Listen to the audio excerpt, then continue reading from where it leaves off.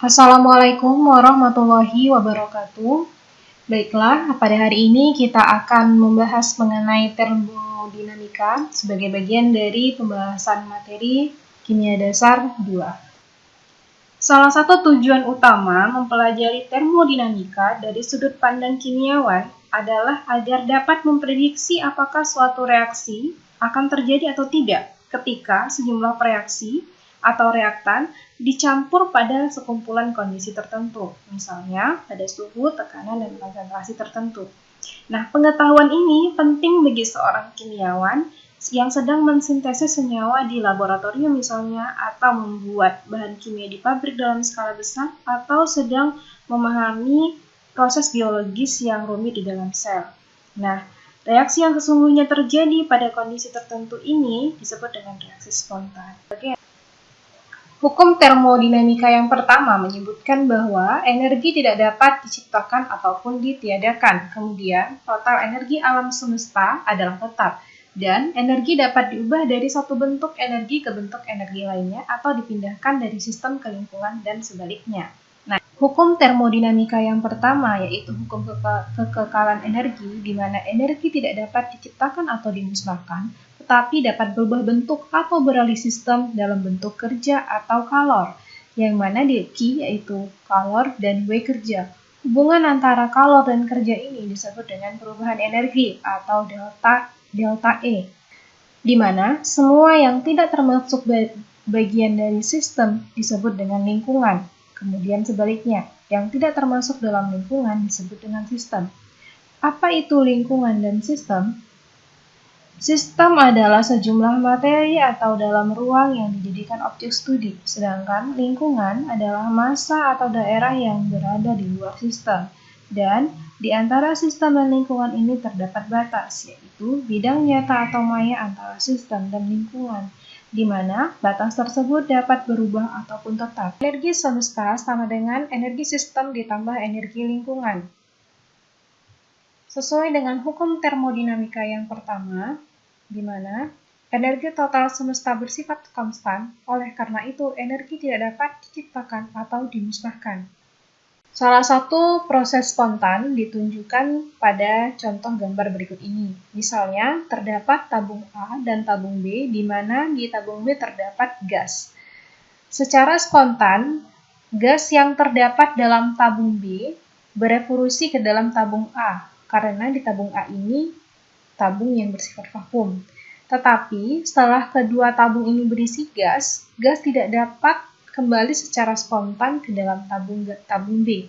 Nah, inilah yang disebut dengan reaksi atau proses tidak spontan, di mana reaksi B ke A bersifat spontan, sedangkan reaksi A ke B tidak bersifat spontan. Contoh lainnya adalah reaksi paku yang berkarat, di mana paku yang belum berkarat akan mengalami reaksi spontan ketika ada air mengalami perkaratan, namun paku yang berkarat tidak secara spontan akan kembali menjadi paku yang belum berkarat.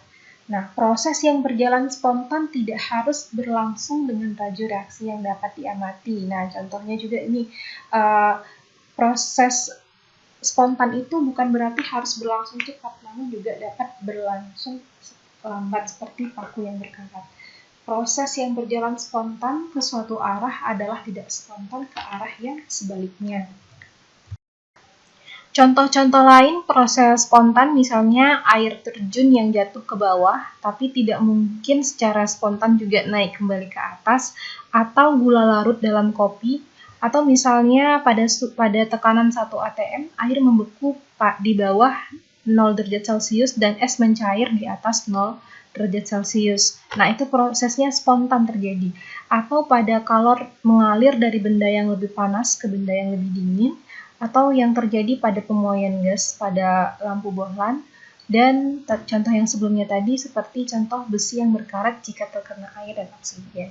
Nah, jadi contoh-contoh sebelumnya menunjukkan bahwa proses yang terjadi secara spontan pada satu arah dan kondisi yang sama itu tidak dapat terjadi secara spontan. Nah, jika kita mengasumsikan bahwa proses yang terjadi secara spontan dengan tujuan itu untuk menurunkan energi suatu sistem, kita dapat menjelaskan mengapa bola itu berguling ke bawah, tidak ke atas. Demikian juga, kita dapat mengetahui banyak reaksi eksotermik itu merupakan reaksi spontan. Contohnya adalah reaksi pembakaran metana, yaitu CH4 ditambah 2O2 menjadi CO2 ditambah 2H2O, di mana delta H reaksi standarnya menunjukkan bahwa reaksi ini adalah reaksi eksotermik. Kemudian juga contoh lainnya adalah besi berkarat yang terjadi secara spontan dan eksotermik. Demikian juga reaksi senyawa-senyawa ion yang secara spontan membentuk unsur-unsurnya dengan cara melepas kalor, atau reaksi ini juga bersifat eksotermik. Nah, namun ada contoh yang lain, yaitu pada tekanan normal, air membeku di bawah 0 derajat Celcius dan mencair di atas 0 derajat Celcius. Keduanya adalah proses spontan, namun yang pertama termasuk eksotermik, sedangkan yang kedua termasuk endotermik. Nah, kita bisa lihat dari delta H reaksi standarnya, di mana perubahan dari liquid menjadi solid itu bersifat eksotermik, sedangkan dari solid menjadi liquid, artinya dari es menjadi cair, itu bersifat endotermik, artinya dia memerlukan energi panas. Nah, berdasarkan contoh-contoh di atas, kita sampai pada kesimpulan bahwa proses eksotermik cenderung merupakan reaksi spontan, tetapi bukan berarti reaksi ini akan selalu terjadi. Seperti halnya reaksi endotermik spontan, reaksi eksotermik pun bisa berlangsung tidak spontan. Dengan kata lain, kita tidak dapat memastikan apakah reaksi kimia akan berlangsung spontan atau tidak, hanya berdasarkan perubahan energinya atau berdasarkan reaksi tersebut endoterm atau eksoterm. Nah, yang kita perlukan adalah kuantitas termodinamika yang lain yang ternyata disebut dengan entropi. Nah, entropi ini akan kita bahas pada slide selanjutnya. Untuk memprediksi kespontanan suatu proses, kita perlu mengetahui dua hal, yaitu yang pertama adalah perubahan entalpi yang hampir setara dengan delta E untuk kebanyakan proses, dan yang satunya lagi adalah entropi. Entropi atau yang dilambangkan dengan S adalah ukuran keacakan atau ketidakteraturan suatu sistem. Semakin besar ketidakteraturan suatu sistem atau semakin acak, maka semakin besar entropinya. Sebaliknya, semakin teratur suatu sistem, maka semakin kecil entropinya. Seperti halnya energi dan entalpi, entropi merupakan suatu fungsi keadaan. Mari kita lihat proses tertentu dari sistemnya berubah dari keadaan awal ke suatu keadaan akhir. Maka perubahan entropinya disebut dengan delta S, yaitu delta S sama dengan SF dikurang SI, di mana SF adalah entropi sistem pada keadaan akhir atau final state, dan SI adalah entropi sistem pada keadaan awal atau initial state. Jika terjadi perubahan yang mengakibatkan kenaikan keacakan atau ketidakteraturannya semakin meningkat, maka nilai SF akan lebih besar daripada SI, atau delta S-nya lebih besar dari 0. Nah, untuk semua zat, keadaan padatnya akan lebih teratur daripada keadaan cair, dan tentunya keadaan cair lebih teratur daripada keadaan gas. Jadi, entropi padat lebih kecil daripada entropi cair dan entropi gas lebih kecil daripada entropi pada fase cair.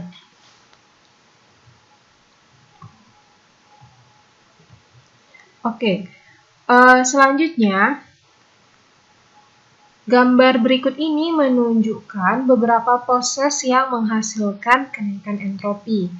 Pada setiap kasus, kita dapat melihat bahwa sistem berubah dari keadaan yang lebih teratur ke keadaan yang kurang teratur. Kita lihat yang pertama, pada proses pelelehan, di mana bentuk padat lebih teratur daripada bentuk cair. Nah, di sini menunjukkan bahwa terjadi kenaikan entropi di mana delta S-nya lebih besar dari 0.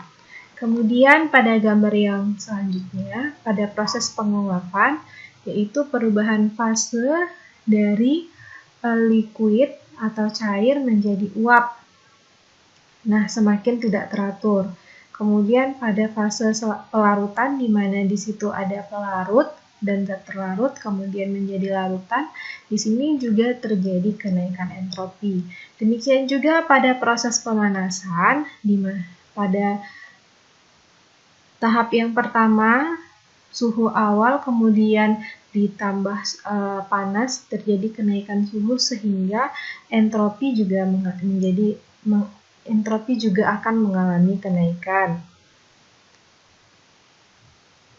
Berikut ini menunjukkan beberapa proses yang menghasilkan kenaikan entropi. Pada setiap kasus, kita dapat melihat bahwa sistem berubah dari keadaan yang lebih teratur ke keadaan yang kurang teratur. Kita lihat yang pertama, pada proses pelelehan, di mana bentuk padat lebih teratur daripada bentuk cair. Nah, di sini menunjukkan bahwa terjadi kenaikan entropi di mana delta S-nya lebih besar dari 0. Kemudian pada gambar yang selanjutnya, pada proses penguapan, yaitu perubahan fase dari liquid atau cair menjadi uap. Nah, semakin tidak teratur.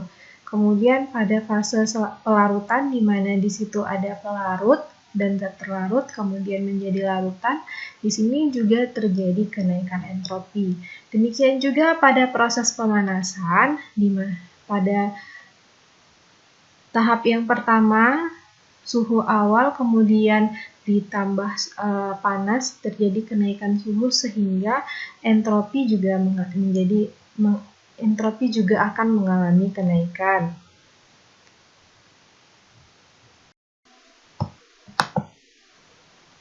Nah, berikut ini kita akan coba menganalisis bagaimana perubahan entropi untuk tiap-tiap proses di bawah ini. Nah, yang pertama adalah proses kondensasi air. Pada proses kondensasi air ini, keacakan atau entropinya mengalami penurunan sehingga nilai delta S lebih kecil dari 0. Kemudian yang kedua itu ada pembentukan kristal sukrosa dari larutan superjenuh, di mana yang terjadi di sini adalah semakin padat ya, artinya dari fase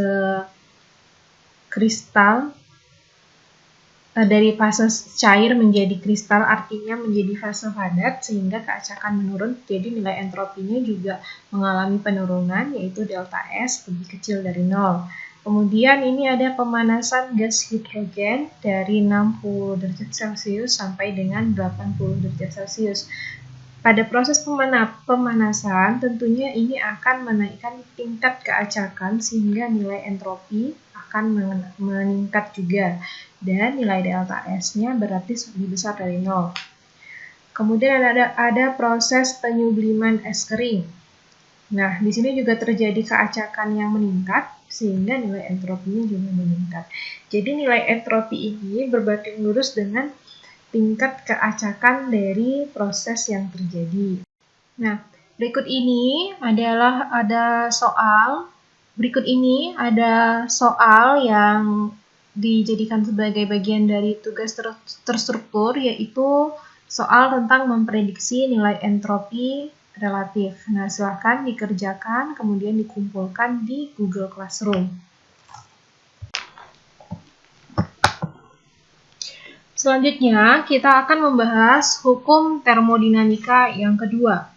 Hubungan antara entropi dan kespontanan reaksi dinyatakan oleh hukum kedua termodinamika, di mana entropi semesta atau universe yang terdiri atas sistem dan lingkungan akan meningkat dalam proses spontan dan tidak akan berubah dalam proses kesetimbangan. Nah, jadi ada dua di sini perbedaan, yaitu pada proses spontan dan pada proses kesetimbangan. Karena semesta terdiri atas sistem dan lingkungan atau yang diistilahkan dengan surrounding, perubahan entropi dalam semesta atau delta S semesta atau delta S universe di dalam buku untuk proses apa saja adalah jumlah entropi dalam sistem atau delta S dan perubahan entropi lingkungan atau delta S lingkungan. Secara matematis, kita dapat menyatakan hukum kedua termodinamika ini sebagai berikut, yaitu delta S semesta sama dengan delta S sistem ditambah delta S lingkungan lebih besar dari 0 untuk proses spontan, dan untuk proses kesetimbangan, delta S semesta sama dengan delta S sistem ditambah delta S lingkungan sama dengan 0. Nah, ini adalah kesimpulan tentang hukum termodinamika yang kedua. Untuk proses spontan, hukum kedua menyatakan bahwa delta S semesta harus lebih besar daripada 0, tetapi tidak ada pembatasan delta S sistem atau delta S lingkungan. Jadi, mungkin saja delta S sistem atau delta S lingkungannya negatif, asalkan kedua jumlahnya lebih besar dari 0. Untuk proses kesetimbangan, delta S semesta adalah 0. Dalam kasus ini, delta S sistem dan delta S lingkungan harus sama besar, tetapi tandanya harus berlawanan. Bagaimana jika untuk proses tertentu kita menemukan delta S semesta yang negatif? Ini berarti bahwa proses tersebut tidak spontan pada arah yang ditunjukkan, tetapi spontan pada arah yang berlawanan. Selanjutnya, kita akan membahas mengenai perubahan entropi dalam suatu sistem. Untuk menghitung delta S semesta, kita perlu mengetahui delta S sistem dan delta S lingkungan. Mari kita perhatikan dulu delta S sistem. Kita misalkan dalam sebuah reaksi, misalnya AA ditambah BB menjadi CC ditambah DD. Di sini kita bisa menuliskan delta S Rxn atau entropi reaksi standar, yaitu entropi akhir dikurang entropi awal sesuai dengan rumus yang sebelumnya pernah kita bahas. Delta S sama dengan SF dikurang SI. Nah, di sini kita harus memperhatikan koefisien dari masing-masing molekul yang terdapat dalam reaksi. Disimpulkan delta S Rxn itu adalah jumlah dari entropi produk dikurang jumlah dari entropi reaktan. Nah, perlu kita ingat, entropi reaksi standar ini merupakan perubahan entropi untuk reaksi yang terjadi pada 1 atm dan 25 derajat Celcius. Nilai ini yang umum digunakan dalam perhitungan. Ingat bahwa keadaan standar hanyalah tekanan 1 atm. Alasan yang menyebutkan kita perlu menggunakan suhu 25 derajat Celcius adalah proses ini dilakukan pada suhu kamar. Nah, untuk mengetahui nilai entropi masing-masing unsur dan senyawa, kita bisa melihat daftar nilai entropi yang terdapat pada lampiran-lampiran buku. Nah, satuan entropi yang digunakan adalah Joule per Kelvin atau Joule per Kelvin kali mol untuk 1 mol zat. Kita menggunakan Joule bukan kilojoule karena nilai entropi umumnya sangat kecil. Entropi unsur dan senyawa semua positif. Sebaliknya, entalpi pembentukan standar atau delta HF untuk unsur dalam bentuk stabilnya adalah 0. Nah, jadi biasanya kita gunakan satuannya adalah Joule per Kelvin atau Joule per Kelvin kali mol. Nah, bukan kilojoule yang kita gunakan ya. Nah, contohnya berikut ini. Berapakah perubahan entropi standar untuk reaksi 2CO ditambah O2 menjadi 2CO2 yang terjadi pada suhu 25 derajat Celcius? Nah, diketahui bahwa entropi CO adalah 197,9 Joule per Kelvin kali mol, dan entropi dari O2 205,0 Joule per Kelvin kali mol. Entropi dari CO2 213,6 Joule per Kelvin kali mol. Nah, untuk menghitung entropinya yaitu delta S RXN sama dengan tadi ya produk dikurang reaktan. Nah, di sini kita lihat koefisien dari CO itu 2, koefisien dari CO2 2 juga, kemudian koefisien dari O2 itu 1. Jadi 2 dikali entropi CO2 dikurang 2 kali entropi CO ditambah entropi O2. Hasilnya min 173,6 Joule per Kelvin kali mol. Ya, gampang ya. Nah, dari beberapa contoh yang tadi dapat kita buat suatu aturan umum mengenai perubahan entropi dalam sistem atau delta S sistem, yaitu yang pertama, jika reaksi menghasilkan lebih banyak molekul gas dibandingkan yang dikonsumsinya, maka delta S bernilai positif atau delta S lebih besar dari 0. Kemudian yang kedua, jika jumlah total molekul gas berkurang, artinya gas yang ada dalam reaksi berkurang, maka delta S bernilai negatif atau lebih kecil dari 0. Jika tidak ada perubahan bersih dalam jumlah total molekul gas, maka delta S, perubahan entropinya bisa positif atau negatif, tetapi delta S-nya nilainya akan kecil. Kesimpulan ini dapat dikatakan masuk akal, asalkan gas tetap memiliki entropi yang lebih besar daripada cairan dan padatan. Untuk reaksi yang hanya melibatkan cairan dan padatan, prediksi tanda delta S-nya lebih sulit, tetapi dalam banyak kasus serupa, peningkatan jumlah total molekul akan diikuti dengan peningkatan entropi. Nah, ini coba dikerjakan soal, tentukan tanda dari perubahan entropi untuk reaksi 2Zn ditambah O2 menjadi 2ZnO. Jadi di sini jumlah total molekul gas berkurang sehingga delta S-nya lebih kecil dari 0. Jadi perubahan entropinya bertanda negatif.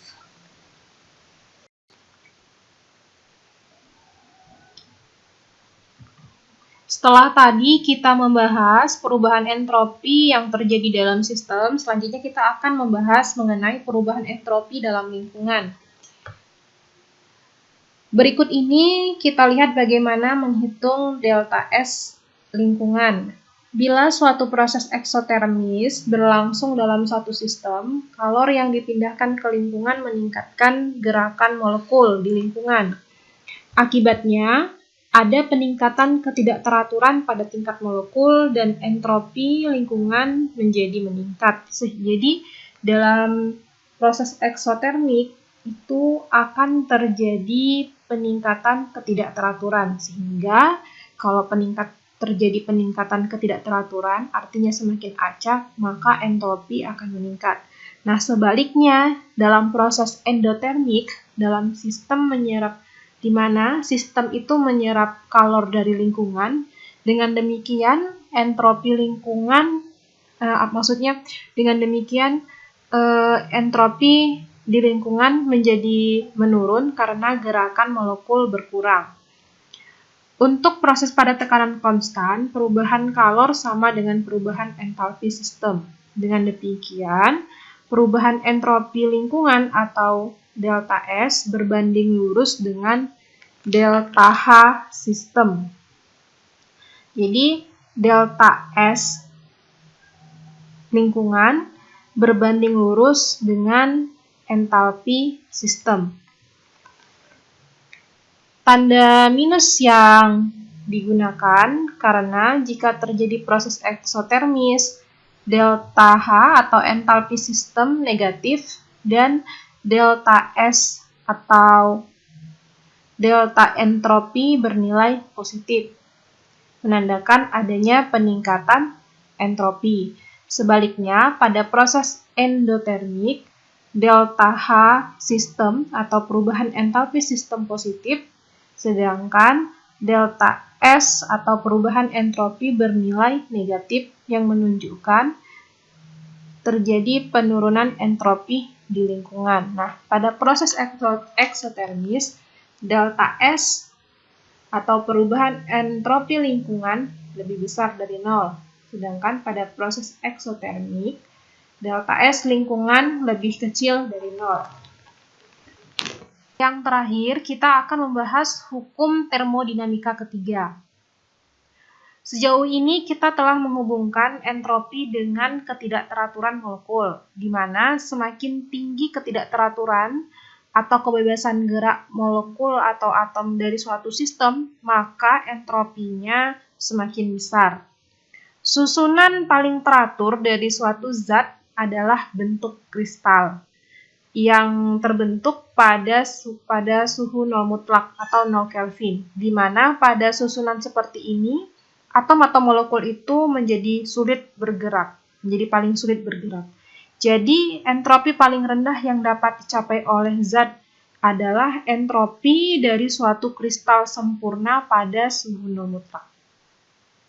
Nah, inilah dia isi dari hukum termodinamika yang ketiga, yaitu entropi dari zat kristal sempurna adalah 0 pada suhu 0 mutlak. Nah, jika suhu meningkat, kebebasan gerak juga meningkat. Jadi, entropi zat pada suhu di atas 0 Kelvin lebih besar dari 0. Nah, bagaimana jika kristal terkotori atau terjadi cacat? Maka entropinya menjadi lebih besar dari 0 meskipun pada suhu 0 Kelvin. Sebab susunannya tidak menjadi teratur secara sempurna lagi karena adanya pengotor atau terjadi cacat.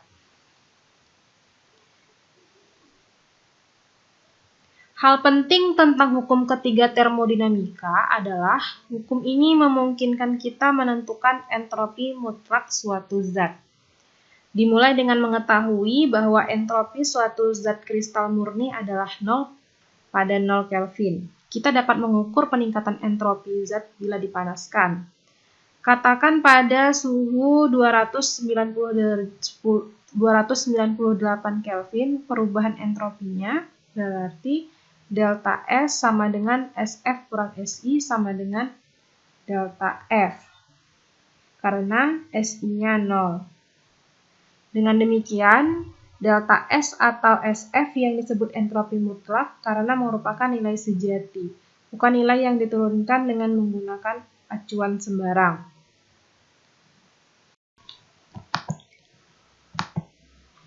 Pada hukum termodinamika kedua, dinyatakan bahwa reaksi spontan akan meningkatkan entropi semesta. Artinya, delta S semesta lebih besar dari 0. Namun untuk menetapkan tanda delta S semesta suatu reaksi, kita perlu menghitung nilai dari delta S sistem maupun delta S lingkungan. Namun yang biasanya bisa kita hitung atau kita tahu nilainya adalah delta S sistem.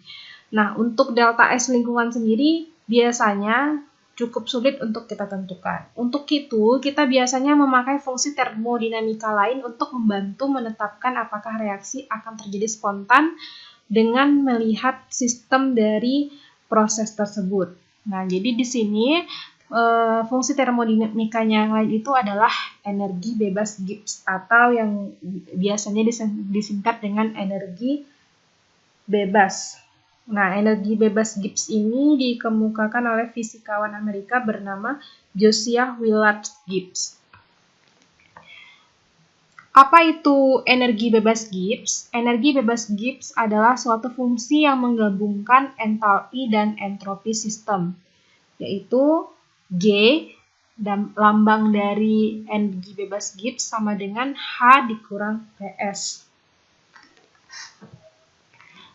Perubahan energi bebas suatu sistem pada suhu dan tekanan konstan dapat dicari dengan persamaan Gibbs, yaitu delta G sistem sama dengan delta H sistem dikurang T delta S sistem. Semua kuantitas pada persamaan ini berhubungan dengan sistem, dan T adalah suhu sistem. Kalian dapat melihat bahwa G merupakan satuan energi sama seperti H dan S. Dan G itu merupakan suatu fungsi keadaan juga sama seperti entropi. Untuk delta S semesta lebih besar dari 0, maka nilai delta G lebih kecil dari 0. Maka reaksi ini berlangsung spontan. Untuk delta S semesta lebih kecil dari 0, delta G lebih besar dari 0, proses berlangsung non-spontan. Dan untuk delta S semesta sama dengan 0, delta G juga harus sama dengan 0 untuk proses kesetimbangan. Energi bebas Gibbs ini merupakan energi yang tersedia untuk melakukan kerja. Nah, berikut ini adalah tabel yang menunjukkan kespontanan reaksi dan tanda untuk delta H atau perubahan entalpi, delta S, perubahan entropi, dan delta G atau perubahan energi bebas Gibbs. Nah, jika nilai delta H negatif, delta S positif, delta S negatif, dan delta G-nya negatif, maka reaksi berlangsung spontan pada semua T. Nah, ini bisa kita lihat ya, di sini adalah ringkasan dari bagaimana proses suatu reaksi itu berlangsung spontan atau non-spontan. Nah, reaksi endotermik bisa spontan hanya jika terdapat kenaikan entropi, semakin tidak teratur. Sama seperti entropi, energi bebas Gibbs juga memiliki perubahan energi bebas standar, atau yang dilambangkan dengan delta G Rxn. Delta G Rxn adalah perubahan energi bebas untuk reaksi bila reaksi itu terjadi pada kondisi keadaan standar.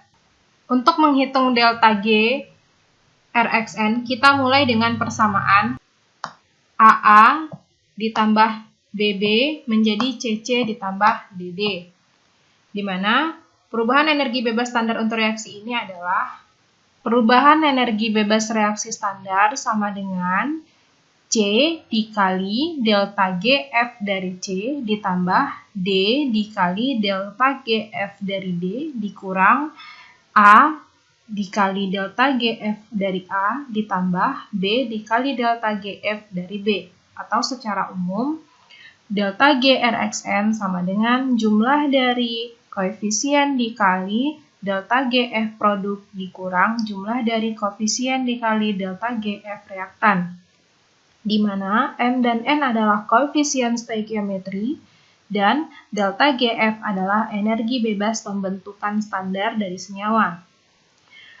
Energi bebas pembentukan standar atau delta GF adalah perubahan energi bebas yang terjadi ketika 1 mol senyawa terbentuk dari unsur-unsur pada keadaan standar.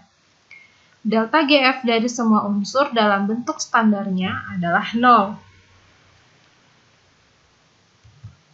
Demikian materi kita pada hari ini. Saya ucapkan terima kasih atas perhatiannya. Sampai jumpa pada pertemuan selanjutnya. Assalamualaikum warahmatullahi wabarakatuh.